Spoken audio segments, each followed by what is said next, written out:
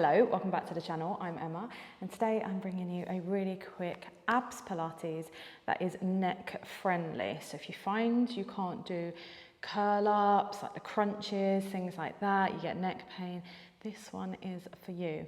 So when you're ready, get a little bit of space and come and join me. If we haven't met before, very quickly, I'm Emma and guide dog Archie is at the side. I am registered blind with some vision still remaining, and I do try to audio describe in as much detail as possible so that other blind people can follow along, but anyone that also wants to take a nice little screen break too. So when you're ready, let's get started. So we're going to, what way should I go?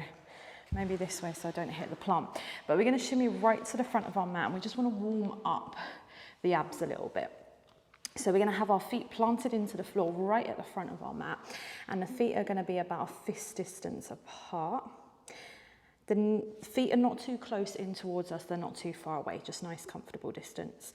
And we're going to wrap our hands around the backs of the legs, and we're going to grow nice and tall through the spine, lifting as tall as we possibly can, dropping those shoulders down and away from the ears, slightly tucking the chin in.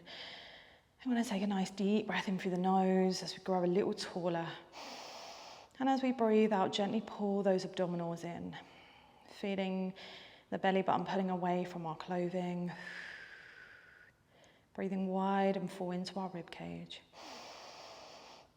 And then on your next exhale, start to tuck the pelvis under. We're not just slumping through the upper body. Can you tuck just the pelvis under? Then we roll back a little more, creating this curve through the spine as we start to come back into our little C curve. Rolling the hip bones up towards our ribs, holding still onto the backs of the legs. And then we'll come up, bringing the shoulders over the hips, and then restacking the spine all the way back up nice and tall. So we go again, we tuck the pelvis as we start to roll back, shoulders stay away from the ears, really scooping into that nice curve towards the mat. We keep that curve as we come up, bring it over the hip bones, and we sit nice and tall. So we're just doing this a couple more times. And if you want to start to take the arms off as well, maybe go a little lower than do, reaching the arms up in front at shoulder height. Otherwise, continue to hold on as you roll down and then come all the way back up. Good. So when you're ready, we're going to now come down onto our forearms. So we're going to make sure that on our forearms, our elbows are underneath the shoulders, and we're not just collapsing into those shoulders. It's so easy just to collapse. We're going to push into those arms, open the chest, almost like the collarbone is smiling. And again, the feet, the legs are still in the same position. Now, if this feels really uncomfortable, you can lay completely flat on your back. That's not a problem at all. You can come down. But otherwise, staying here, we're really going to be activating those arms a little bit here as well. So we're going to hold onto our hips and just make sure those hip bones are nice and level. We're not swiveling one way more than the other. And we're going to start by lowering our right leg slowly down to the floor.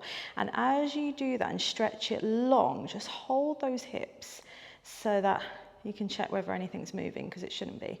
And then draw that leg back in. Same on the other side. Now, as we draw the leg down and away, there's no sinking into our shoulders. So we're staying nice and steady. Good. So we're starting really small, and then we're going to really layer it up. Reach. And slowly come in, hips nice and steady again, no swiveling as we go to the other side. Good, and then draw back in. Nice, this time we're going to pick the leg up in that right angle until the shin is parallel to the ceiling, and then place it back down to the floor. So think about your leg being in a cast, and it's in this right angle shape, so you can only move from the hip, not the actual pelvis, but the hip bone up, down. Rather than straightening and bending the leg, it's just staying at the moment in this cast position as we pick up from the right leg, place it down, and then the left. Okay, let's add a bit more. Pick that right leg up and now push the right leg out nice and long. So it's about the same height or a little lower than the bent knee that's still in contact with the floor. Bend it back so the shin is parallel to the ceiling again. Place it down. We go again. We lift the other leg up We push it out long, hips haven't moved. We bring it back in, and then we lower the leg back down. Let's continue with this. Now, if you do want to add a bit more challenge, you can also come up, so your hands are behind your body in this almost V shape, so they're to the back corners of the mat. And you can try do this lifting the chest high as you continue to do that. If that feels a bit strong, come back down. Okay, adding a little bit more to this again, we're going to lift one leg, and as we straighten the leg out, can you reach your opposite arm nice and long in front? We draw the knee back in as the elbow comes back to the floor. We lower the leg down. So we pick the leg up to tabletop. As it stretches, the opposite arm reaches out in front.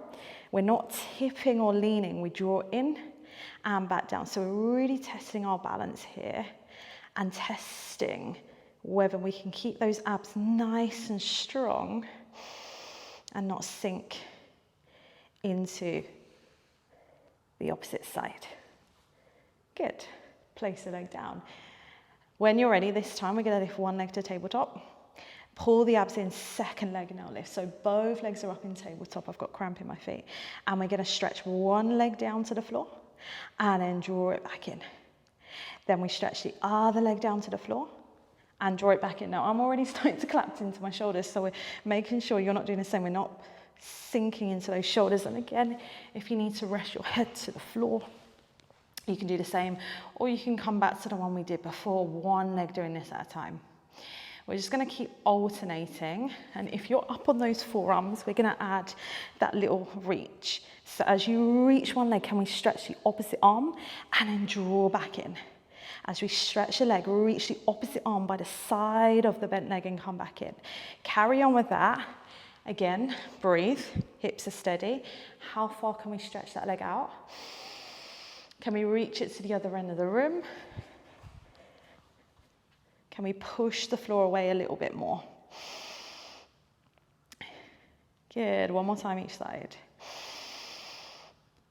And drawing back in, give your knees a hug all the way into the chest and just start to circle the legs out. A couple of times one way, a couple of times back the other way. Good.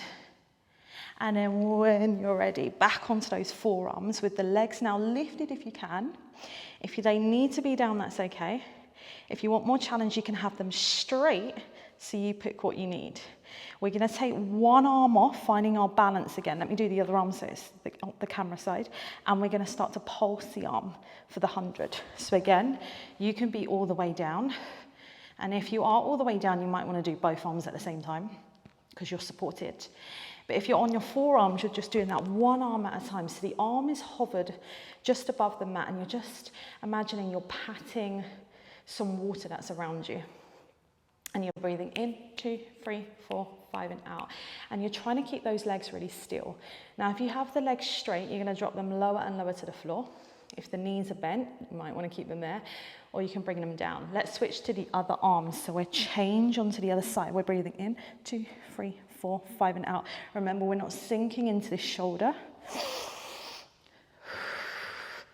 Breathing in, 2, 3, 4, 5, and out. Let's go 2 more rounds there. Whichever version you're doing, power through these arms, no limp wrists.